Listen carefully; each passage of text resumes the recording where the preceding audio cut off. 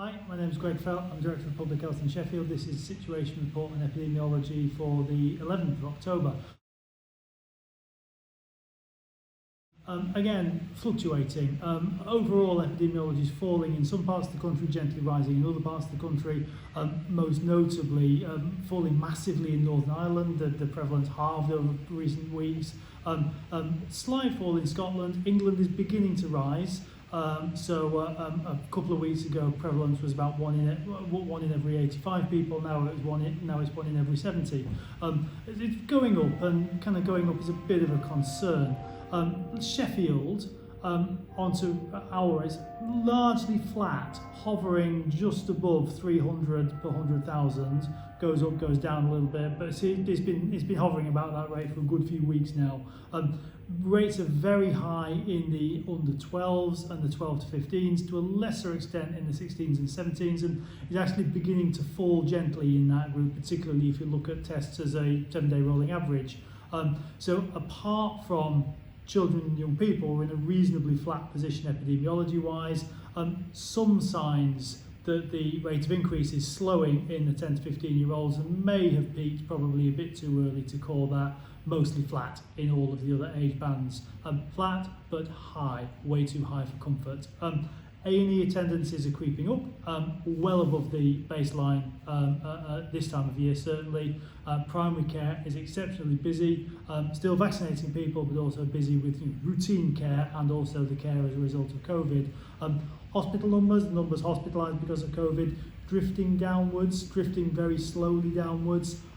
Still problematic, high numbers, and one or two doublings would lead us into very, very deep trouble very, very quickly. So we all want this to be over. It isn't over.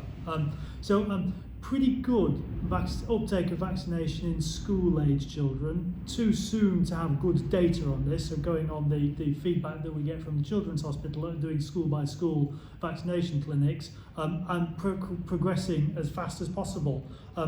And the evidence is that that is making a difference and protecting people from infection. No vaccine is 100% effective, and COVID vaccination is just the same. But the evidence is that as the age cohorts get vaccinated, transmission rates in that age cohort goes down. My biggest worry over autumn and winter is not necessarily the COVID stuff, it's everything else. COVID by itself is probably just about manageable, but all of the wider issues, ambulance pressure, primary care pressure, those are the things that are going to cause me problems over the winter. So on vaccination programme continues, and undoubtedly been a huge success in Sheffield. Some points to note: the rate of first vaccinations is now flatlining, so it's very, very few new people are coming forward for their first vaccine now. And one of my critical risks for the coming period is the unvaccinated adults, particularly older adults. Those are the people I worry most about.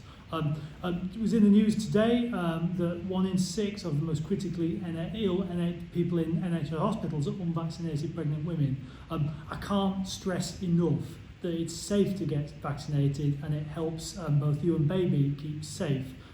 The risks to you and your baby if you catch COVID, especially in the 3rd trimester, massively outweigh the risks of the vaccination, which in my view have been hugely overplayed. Vaccinations are available at our NHS Vac Clinic at on Longley Lane, 7 days a week, or at lots of grab-a-jab walk-in clinics across the city. They change from week to week. If you're unsure or have any concerns, talk to any of the clinicians at any of the clinics. They'd be really happy to talk to you. School vaccinations are continuing to progress, and you may have other children at school who haven't yet had the vaccination because the team haven't got to the school yet. Could be an opportunity for you to reconsider if you haven't yet had the chance to get your vaccination sorted. All of our clinics are family friendly if you've got nobody to assist with childcare. There are high rates of transmission in school-age children right now, and that there's always the risk that children transmit the virus to their parents. So if you haven't yet been vaccinated, it's really, really, really important that you do.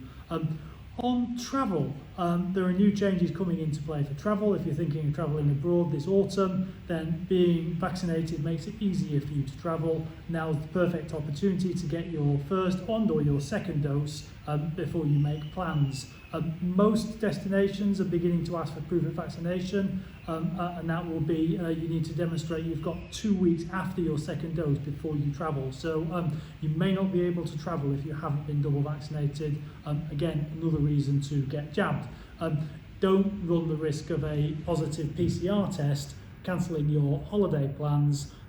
Being vaccinated can significantly reduce your chances of that positive PCR test.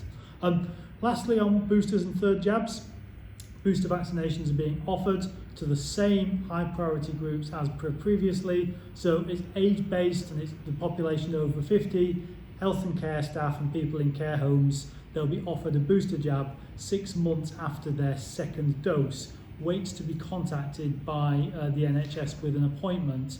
The third jab is different to the booster jab, and the third jab is for those aged 12 or over who are immunosuppressed. And again, the NHS will contact those who are eligible on or about today. So if you haven't heard today, the 11th of October, you'll probably have heard over the next few days.